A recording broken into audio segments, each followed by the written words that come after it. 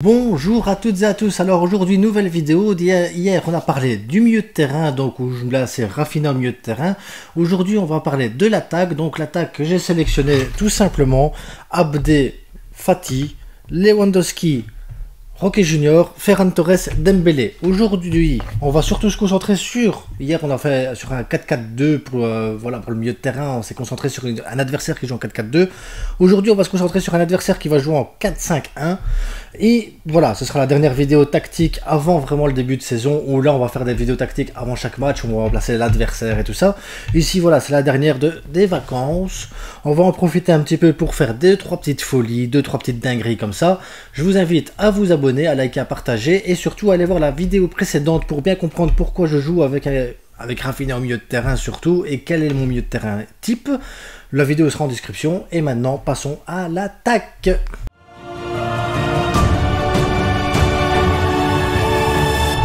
Je rappelle les règles, on a acheté personne, on a vendu personne. L'effectif qu'on a là, c'est l'effectif qu'il y a eu hier à l'entraînement. C'est pour ceux qu'on est sûr qui seront là, ceux qu'on est sûr qui ne seront pas vendus, ou ceux qu'on est sûr qu'on n'achètera pas. Voilà, parce que sinon, j'aurais été remettre Messi, il n'y a pas de problème, on pourrait faire d'autres trucs bien plus sympas avec du Adeyemi et tout ça. Mais voilà, on n'a pas tout ça, donc on va faire avec ce qu'on a. Donc, abonnez-vous, likez, partagez. Important, vous êtes plus de 70% à regarder mes vidéos sans vous abonner. Abonnez-vous, ça m'aide, ça me donne de la force, le pouce. Donc, reprenons. 5-4-1. Non, 80% des équipes du monde jouent comme ça contre nous parce qu'elles ont peur, les équipes d'en face. Elles ont peur de Ferran. Oui, les équipes d'en face ont peur de Ferran. Oh, t'es surpris? Non, ne sois pas surpris. Ferran fait peur. Voilà, moi je vous le dis. C'est pour ça qu'il est là. Non, c'est surtout parce que Dembélé est absent 6 mois et que j'ai décidé de mettre Raphinha dans l'axe, donc on va essayer avec Ferran pour voir si ça fonctionne, c'est surtout ça. Parce que voilà, l'idée c'est aussi de voir où il nous manque des joueurs et comment on peut faire fonctionner l'équipe avec des joueurs que personne n'aime au final. Enfin, personne n'aime. J'ai quand même mis un double pivot, Frenkie Gundogan, les gars. Bon, soyons pas difficiles. Donc, allons-y. Donc, l'idée quand on joue contre un bloc bas comme ça, c'est d'éviter que Robert Lewandowski se retrouve seul face à 3 défenseurs. On l'a vu la saison passée à plusieurs reprises. Quand Robert Lewandowski se retrouve seul face à 2 ou 3 défenseurs, il n'y arrive pas. Donc, l'idée c'est qu'on va l'aider. On va l'aider à s'en sortir. Donc, Ferran Torres, lui, il va pousser comme ça. Araujo, il va venir monter un petit peu plus haut parce que de toute façon, quand tu joues avec un seul défenseur, tu peux demander à Inigo Martinez de remonter un peu plus dans l'axe. Araujo, donc tu aurais Inigo Martinez et Christensen ici.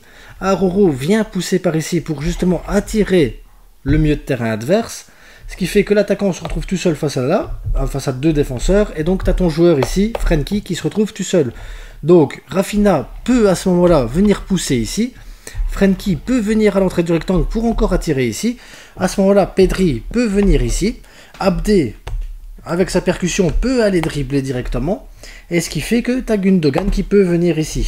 Donc le seul moyen ici, c'est que ce joueur-là vienne ou presser à cet endroit-là, ou vienne couvrir ici un espace. Mais c'est pour ça que c'est important d'avoir un joueur sur un côté de percussion, ne fût-ce qu'un côté avec de la percussion pour que Abdé puisse dribbler et aller chercher la profondeur ici pour créer justement des espaces qu'on va créer comme ça. Ou si tu n'as pas de joueurs pour percuter, imaginons tu joues de l'autre côté, des joueurs suffisamment intelligents pour créer à ce moment-là des espaces. Donc imaginez là, vous avez Raphinha peut très bien venir à l'entrée du rectangle faire un faux appel, Frenkie se projeter directement dans le rectangle, et à ce moment-là, tu peux créer des espaces avec des joueurs qui viennent en mouvement. L'idée là, dans ces cas-là, quand tu veux jouer avec des joueurs qui n'ont pas le moyen de dribbler, donc Raphinha, Ferran, c'est pas des joueurs qui vont dribbler, Robert Lewandowski, c'est pas un joueur qui va dribbler non plus ou effacer un homme, Araujo, c'est la même chose, c'est que tous ces joueurs-là profitent de jouer entre les lignes. Donc, imaginons vous êtes comme ça, tout simplement. Donc, tout le monde, il est pris. Donc tout le monde il est pris, voilà, hop, on va imaginer que tout le monde est pris par les joueurs, hop, hop, hop, hop. Voilà, tout le monde est pris. Donc t'as pas d'espace du tout, il n'y a pas un seul homme libre, donc t'as Ferran il est pris, Raphinha ici il est pris, Lewandowski il est pris, Pedri il est pris, et Abdé il est pris et t'as pas d'espace, t'as rien du tout. Donc l'idée ici, ce qu'il faut faire dans ces cas-là, c'est jouer entre les lignes. Donc ne pas chercher à aller chercher le joueur directement, c'est aller chercher ou directement la profondeur pour que Rafinha aille rechercher. Voilà, ou alors Rafinha, faire un appel directement pour créer cet espace pour qu'un joueur comme Frenkie de Jong ou Gundogan vienne à l'entrée du rectangle et jouer entre les lignes. Tu dois vraiment avoir tout le monde en mouvement, tout le monde doit tout le temps bouger pour justement désorganiser la défense adverse. Donc limite, ils peuvent même se croiser, Robert il peut revenir en arrière. L'idée c'est vraiment ça.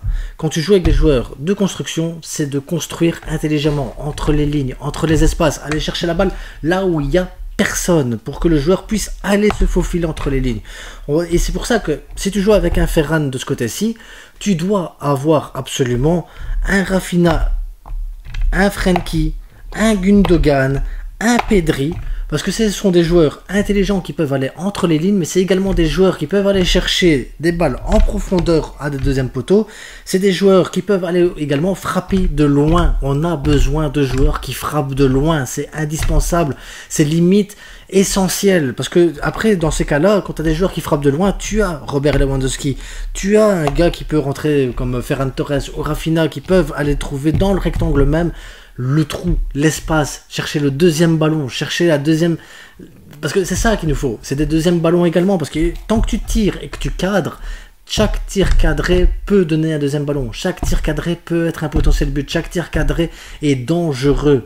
Et c'est pour ça qu'il faut absolument des joueurs qui savent jouer en collectif, qui savent comprendre comment lire les espaces, des joueurs qui peuvent percuter d'un côté pour pouvoir justement libérer des espaces, apporter le surnombre, apporter du danger de manière différente. Et tu dois avoir des joueurs qui n'ont pas peur de tirer de loin, des joueurs qui savent prendre des risques. Voilà, ça c'était la formation si on jouait avec un 3-2-2-3. Maintenant, même si tu joues avec un 4-3-3, et voilà, on va faire vite fait un 4-3-3. Voilà, le 4. Avec le pivot essentiel que tout le monde cherche, qu'il faut absolument le pivot parce qu'on a besoin d'un pivot. Mais ça change rien. Parce que ce qui compte réellement, c'est comment tu vas bouger les affaires. Imaginons ici, au lieu d'avoir Abdé, tu as Fati. Tu peux avoir Fati qui vient et qui rentre dans l'axe. Ici, tu peux très bien avoir un Dembélé pour aller percuter. Et tu peux avoir ici, à ce moment-là, Baldé qui vient percuter. T'imagines deux joueurs qui viennent percuter d'un côté et de l'autre. Avoir un Fati qui peut rentrer dans le rectangle, qui peut aider un Robert Lewandowski. Et derrière, ben, Pedri, Gundogan, Frenkie. Tu as Nico, Pablo Torre.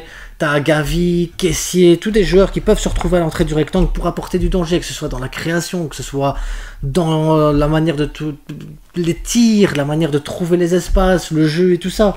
Et à ce moment-là, ben, vu que ça monte, à ce moment-là, ben, Christensen, Aroro, Koundé, voilà, t'as toujours tes trois défenseurs qui viennent couvrir, des joueurs qui peuvent jouer long, des joueurs qui peuvent trouver court.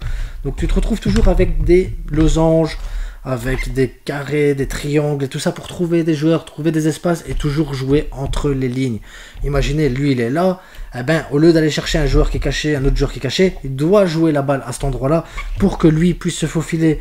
Et lui, il doit aller chercher le deuxième ballon pour que lui puisse aller se faufiler. Lui, il doit aller chercher le deuxième... Voilà, c'est toujours le mouvement. L'idée de l'attaque, c'est pas de savoir qui tu vas mettre en attaque, c'est de savoir quel joueur va pouvoir avoir l'intelligence de comprendre ce qu'on doit faire en attaque. C'est pour ça que je vous disais, Dest, les gens, il faut donner une chance à Dest parce que Dest, il est bon. Dest, il est bon, oui, il va monter là, il va monter, il va descendre, il va monter, il va descendre. Mais il n'a pas compris que c'était pas juste ça le Barça. Le Barça, c'est oui, tu peux monter sur ta ligne, mais si tu vois que là, il y a quelqu'un, là, à cet endroit-là sur ta ligne, tu dois pouvoir comprendre que tu dois aller dans le demi-espace. Si tu es dans le demi-espace, tu dois comprendre que tu dois pouvoir prendre cet espace-là, tu dois pouvoir comprendre que lui, il va prendre la place là, tu dois aller là. C'est ça l'intelligence de jeu. C'est pas juste avoir des joueurs athlétiques, des joueurs qui savent courir ou juste dribbler. Tu dois avoir des joueurs qui savent comprendre le jeu du Barça, comprendre le jeu de position, comprendre que si tu perds la balle à cet endroit-là, pour toi éviter d'avoir une contre-attaque avec des joueurs qui viendraient monter, avoir le surnombre, tu perds la balle à cet endroit-là, tu dois pouvoir faire le pressing pour combler tous les espaces et aller chercher la balle tout de suite le plus haut. Une fois que tu vas chercher la balle tout de suite, que les joueurs sont tous, parce qu'on est tous à cet endroit-là, à ce moment-là, tu vas chercher la balle, et en cherchant la balle à cet endroit-là, ben, automatiquement tu te retrouves à du 3 contre 1, lui qui vient couvrir, lui qui vient se rentrer là, c'est ça. C'est surtout couvrir les espaces, aller chercher le pressing haut et pouvoir comprendre ce qu'on veut des joueurs. Parce que c'est ça le plus important. C'est pas se dire « Ah mais merde, on risque une contre-attaque ». Non, la contre-attaque, tu risques de l'avoir si maintenant bah, tu comprends pas ce que tu dois faire. Ça, C'est le truc le plus important. Le jeu du Barça, c'est pas juste un jeu physique, c'est aussi un jeu intellectuel. C'est un jeu où tu dois absolument avoir une vista de fou, tu dois avoir une lecture du jeu hors du commun. Et donc des joueurs classiques, des joueurs banals ne peuvent pas faire partie du Barça.